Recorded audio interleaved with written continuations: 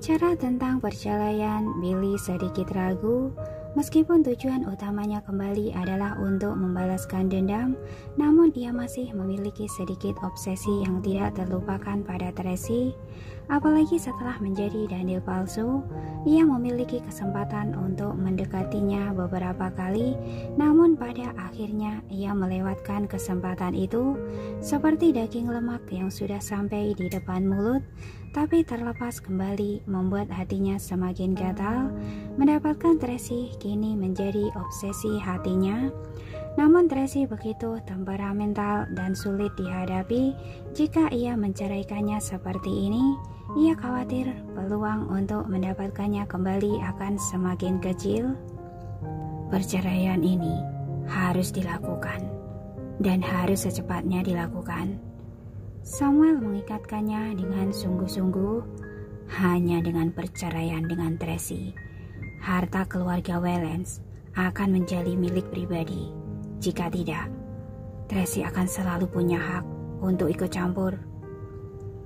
Selain itu, kamu juga barusan sudah mengatakannya, Elle akan segera kembali. Jika kamu menunggu dia kembali baru bercerai dengan Tracy, dia jadi punya alasan untuk mencampuri urusan keluarga Wellens. Sampai pada saat itu, kamu akan sulit menyingkirkannya. Aku mengerti semua logika ini. Billy mencari alasan. Perceraian ini memang harus dilakukan. Namun, Tracy yang temperamental seperti itu, aku khawatir ia tidak akan setuju. Aku punya rencana agar dia menyetujuinya. Samuel sudah menyusun rencana. Jangan khawatir, aku akan mengatur semuanya. Kamu lakukan saja sesuai dengan rencanaku. Menggunakan kedua anak itu untuk mengancamnya. Raut wajah Billy penuh dengan tatapan menghina. Kamu benar-benar kejam. Kita berada dalam satu perahu. Samuel tidak marah, ia malah tersenyum. Seorang prajurit tidak pernah bosan dengan tipu daya. Billy sadar ia sudah tidak dapat mundur. Ia tidak berkata banyak dan mengalihkan pembicaraan. Sudahlah, kita turun di depan. Sudah mau sampai di kantor.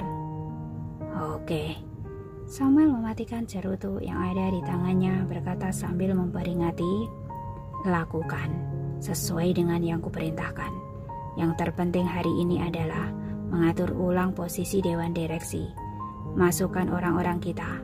Hal-hal lainnya kita bicarakan nanti. Aku mengerti. Billy menjawab dengan tidak sabar. Mobil berhenti di depan. Samuel membawa anak buahnya turun dari mobil dan pindah ke mobil belakang. Billy melirik ke arah mobil keluarga Amberson dengan tatapan jijik. Sebagai anggota keluarga Wellens, ada sebuah kebanggaan yang melekat bersamanya. Ada beberapa batasan yang tidak boleh disentuh. Namun Samuel, si tua bangka ini, tidak memiliki batasan sama sekali. Ia bahkan juga menyentuh anak kecil. Ia khawatir akan lebih banyak hal yang melebihi batasan yang harus ia lakukan. Tuan Billy, pengawal di samping menyapanya. Billy melirik mereka. Orang-orang itu langsung mengubah sapaan. Presiden Daniel, katakan. Billy menaikkan alisnya dengan dingin. Aku merasa Presiden Samuel begitu ambisius. Anda harus berhati-hati. Pengawal itu mengingatkannya. Jika pada akhirnya Anda sama-sama jatuh, maka bagaimana mungkin aku tidak tahu? Billy mengerutkan dahi, hatinya sangat tertekan dan tidak tahu apakah hasil uji lab itu sebenarnya asli atau palsu. Apa Anda sedang membicarakan racun itu? Pengawal itu langsung menganggukkan kepala. Aku juga merasa tidak tenang. Hasil uji lab di Skywheel waktu itu menunjukkan ada racun dalam darah Anda. Tapi Presiden Samuel bilang bahwa Tracy dan kedua anak itu yang sengaja menipu Anda. Jadi dia membawa Anda ke rumah sakit untuk melakukan pemeriksaan ulang. Hasilnya tidak ada racun dalam darah Anda. Setelah dipikir-pikir, hasil uji lab itu kemungkinan bermasalah. Biar bagaimanapun, itu adalah rumah sakit keluarga Amberson. Carikan aku sebuah rumah sakit. Aku akan melakukan tes darah lagi. Billy memerintahkannya dengan tegas. Lakukan secara diam-diam. Jangan sampai orang lain tahu. Baik, aku akan segera mengaturnya. Pengawal-pengawal itu langsung mengangguk-anggukan kepala. Pada saat ini mobil sudah sampai di depan gedung Skywheel. Wartawan-wartawan mengepungnya dari luar. Billy mengatur kembali suasana hatinya. Ia menirukan sikap Daniel yang dingin dan mendominasi, lalu melangkah keluar dari mobil. Presiden Daniel. Sekelompok wartawan langsung mengelilinginya dan bertanya dengan penuh energi. Dengar-dengar Anda akan bercerai dengan Tracy. Apakah itu benar? Presiden Daniel, jika Anda dan Nona Tracy bercerai, bagaimana dengan masalah pembagian harta? Benar, Presiden Daniel. Sebelumnya ada rumor yang mengatakan bahwa Anda telah menyerahkan seluruh aset pribadi kepada Nona Tracy. Sekarang jika bercerai, bukankah ia akan menjadi Presiden Group Violence? Presiden, apakah 3 anak itu bukan anak kandung Anda? Presiden, dengar-dengar Tuan Lorenzo sudah kembali dan akan bangkit kembali. Apakah akan mempengaruhi hubungan Anda dengan Nona Tracy? Presiden, apakah Anda dan Nona Tracy sudah mengurus proses perceraian? Presiden, apakah perceraian Anda dengan Nona Tracy berhubungan dengan Tuan Victor? Ketika mendengar berbagai pertanyaan ini, kening Billy mulai mengerut. Cepat sekali kabar perceraiannya beredar. Tampaknya ia benar-benar harus bercerai. Samuel benar-benar penuh perhitungan. Ia memperlakukan dirinya sebagai boneka wayang, benar-benar berada di dalam kendali tangannya. Billy mengabaikan para reporter ini, berjalan masuk ke dalam gedung dengan kening berkerut. Para reporter itu masih ingin mengejar, namun ada satpam yang maju menghalangi mereka. Ketika Billy masuk ke dalam lift, Winnie hendak melaporkan jadwal hari ini. Kebetulan sekali ponsel Billy berdering. Ia menjawab dengan suara rendah, "Halo. Aku sudah mengatur seorang sekretaris untukmu. Nanti ia akan pindah ke Skywheel. Kamu aturlah." Samuel bicara dengan nada perintah. "Iya, baiklah." Billy tidak punya kekuasaan untuk menolak. Sekarang seluruh hidupnya berada dalam kendali Samuel. Jika orang itu ingin ia hidup, maka ia akan hidup. Jika orang itu ingin ia mati, maka ia akan mati. Ia sama sekali tidak punya ruang untuk menolak. Tetapi ia tidak akan membiarkan si orang tua ini bertindak semena-mena lebih lama. Setelah ia mendapatkan aset Group Violence, ia baru memikirkan cara untuk menyingkirkannya. Masalah perceraian ditunda dulu. Setelah urusanku di sini selesai, kamu baru pergi urus proses perceraian. Samuel berpesan padanya lagi. Sudahlah, lanjutkan kesibukanmu. Setelah itu ia mematikan teleponnya. Billy merasa kesal, kemarin dikirimkan pengawal, sekarang dikirimkan sekretaris. Bukankah semua ini dilakukan agar ia dapat memantau dirinya? Sayangnya dirinya masih menurutinya dengan baik. Presiden Daniel, Anda sungguh anggar bercerai dengan Nona Tracy. Winnie memberanikan diri dan bertanya, hubungan kalian begitu baik, kenapa? Ini bukan hal yang bisa kamu bicarakan. Billy meliriknya dengan dingin. Winnie menundukkan kepala dan tidak berani bicara lagi. Hanya saja begitu ia kembali ke ruangannya, ia lekas mengirim pesan kepada Tracy, menjelaskan keadaan sekarang. Di villa sisi utara, Tracy terbangun dari mimpi buruk. Ia lekas bangun, mandi dan mengganti baju. Ia hendak keluar mencari Carlos dan Carlos. Paula membujuknya dari samping. Nona Tracy, Anda jangan panik. Sekarang Kak Jeff masih belum ada kabar. Bagaimana jika Anda tidur lagi sebentar? Nanti kita baru pergi setelah mendapatkan kabarnya. Kita tidak bisa hanya duduk menunggu dan berharap pada Jeff. Aku sendiri juga harus mencari cara. Barusan Tracy bermimpi kedua anaknya disiksa. Hatinya tercabik-cabik. Ia benar-benar sudah tak sanggup duduk menunggu lagi. Tapi sekarang Anda, Paula baru hendak bicara, ponsel Tracy berdering. Tracy lekas menjawab panggilan itu. "Halo, Direktur Tony." "Tracy, kamu sungguh akan bercerai dengan Percy Daniel?" "Cerai?" Tracy mengenyitkan kening. "Apa yang terjadi?" "Di internet penuh dengan kabar perceraian. Coba kamu lihat berita." Direktur Tony mengingatkan, "Sekarang karyawan perusahaan sedang dipindahkan dalam skala besar. Ada banyak orang baru yang ditempatkan. Jika begini terus, grup Waylands benar-benar bisa jatuh ke tangan orang lain. Cepat pikirkan cara." "Baik, aku lihat dulu." Tracy berbicara sambil mengenyitkan kening. "Aku akan segera memikirkan cara. Nanti aku hubungi Direktur Tony dan Paman Sanjaya lagi." Kurasa ia pun sedang diawasi orang. Teleponnya tak bisa tersambung. Sekarang juga tidak ada yang bisa kulakukan. Kurasa coba kamu hubungi Tuan Lorenzo, minta bantuannya. Direktur Tony sudah tak berdaya lagi sehingga ia meminta permintaan tak pantas ini. "Baik, aku akan berdiskusi dengan kakak." Sebenarnya Tracy tahu di saat seperti ini ia tidak boleh mengganggu Lorenzo, tetapi agar Direktur Tony tenang, ia terpaksa menjawab seperti itu. "Oke, jika ada Tuan Lorenzo yang membantu, maka masalah dapat diselesaikan." Sesuai dugaan, Direktur Tony ternyata sangat senang. "Tracy, masalah ini tak boleh dilakukan dengan ceroboh. Mereka sangat licik, sudah mulai mengatur keseluruhan. Kita harus bergerak lebih cepat sedikit." "Tenang saja." Tracy menenangkannya lalu menutup telepon. Ketika memeriksa pesan yang dikirimkan Winnie, ternyata benar saja seluruh dunia penuh dengan berita perceraian dirinya dan Daniel. Ada juga berita yang mengatakan Daniel telah melakukan tes DNA membuktikan bahwa anak-anak itu bukan anak kandungnya. Jadi ia bertekad bercerai dari Tracy, namun Tracy menolak untuk cerai. Ada juga yang mengatakan bahwa tujuan Tracy hanyalah harta, maka ia terus mengikat Daniel.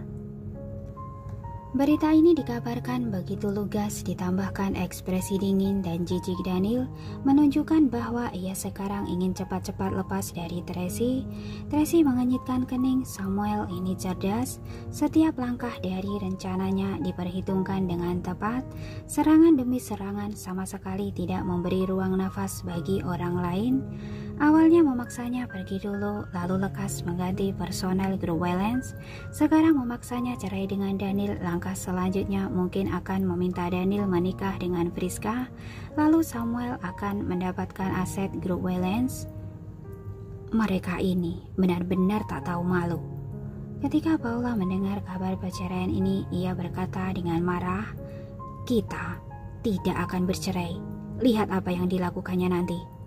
Jika sungguh cerai, maka tentu saja ia akan bercerai dengan Daniel yang asli. Kedepannya ia jadi tidak punya hak untuk ikut campur dalam masalah keluarga Waylands.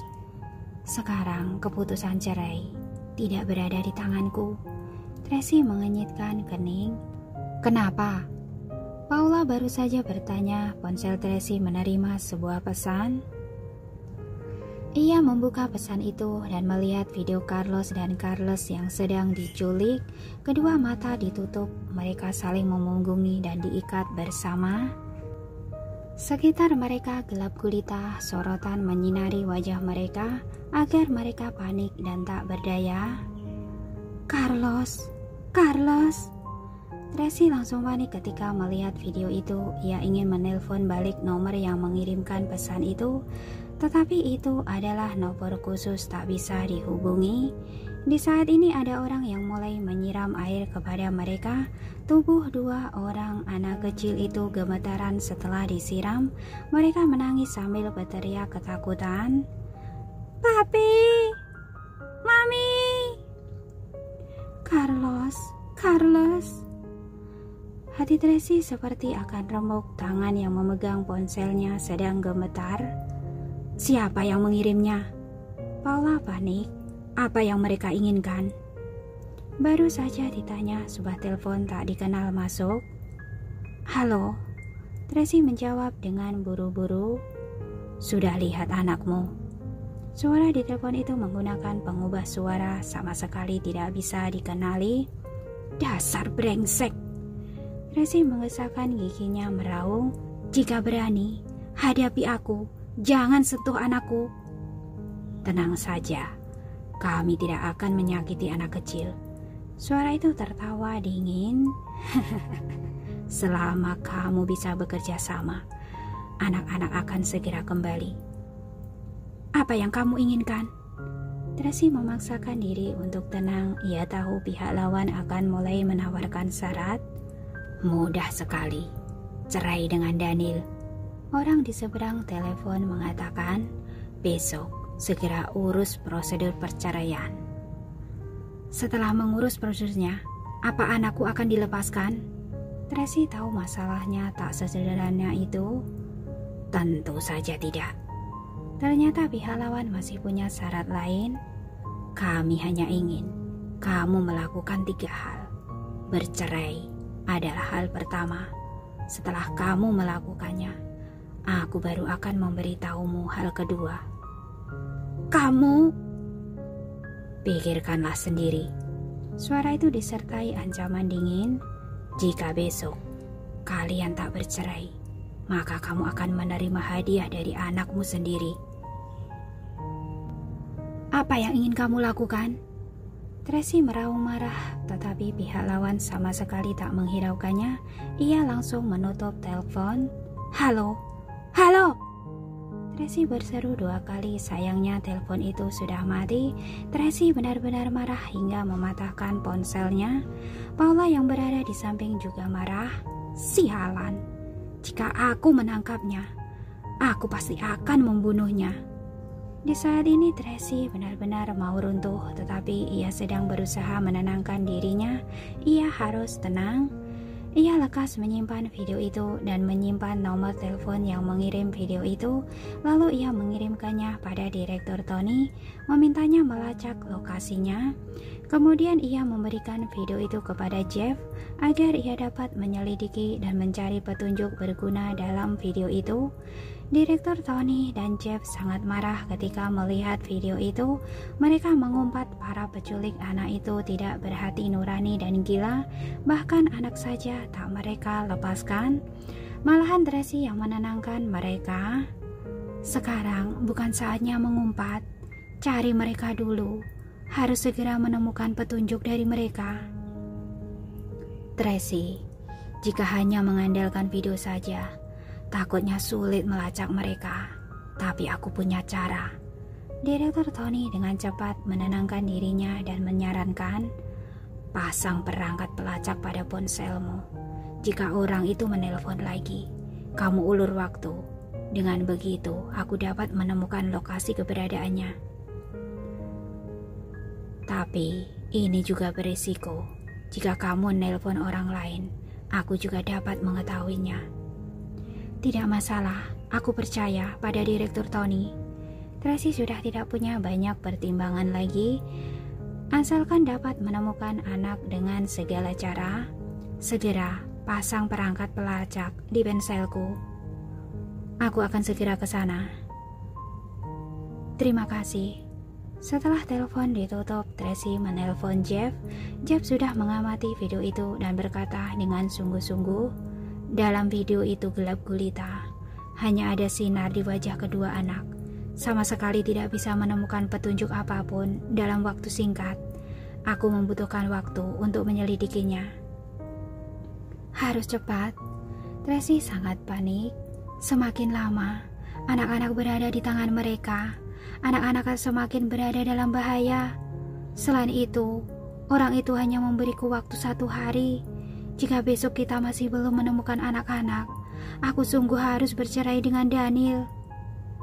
Aku paham. Aku akan mencari cara. Jeff menenangkannya. Nona Tracy, Anda tenang saja. Aku rasa mereka tak akan berani menyentuh anak-anak untuk sementara. Seharusnya ada banyak hal yang mereka ingin Anda lakukan. Tapi aku sangat cemas. Carlos masih kecil. Suara Tracy menjadi serak. Baik. Aku akan segera mencari cara. Jeff buru-buru menenangkan.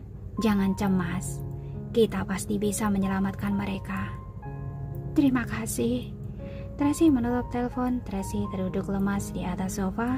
Tadi ia perlu mengurus beberapa hal, jadi ia terus mengendalikan perasaannya agar dirinya tetap tenang. Tetapi sekarang, ia sudah tak tahan lagi. Nona Tracy. Paula melihat Tracy dengan sedih, tidak tahu bagaimana menghiburnya. Keluarlah, aku ingin menenangkan diri sendirian. Tracy memegang keningnya dan bersandar pada sofa. Ia benar-benar lemas sekarang.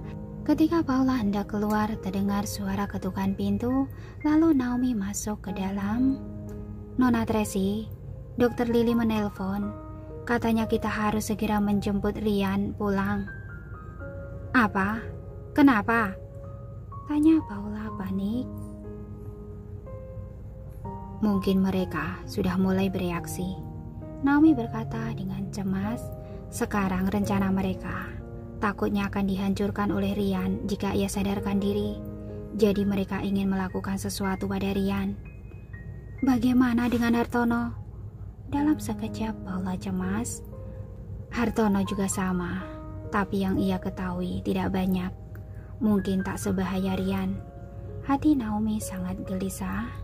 Nona Tracy, bagaimana ini? Naomi, ikut aku ke rumah sakit. Tracy lekas bergerak. Paula, kamu jemput Amanda dan Dixon.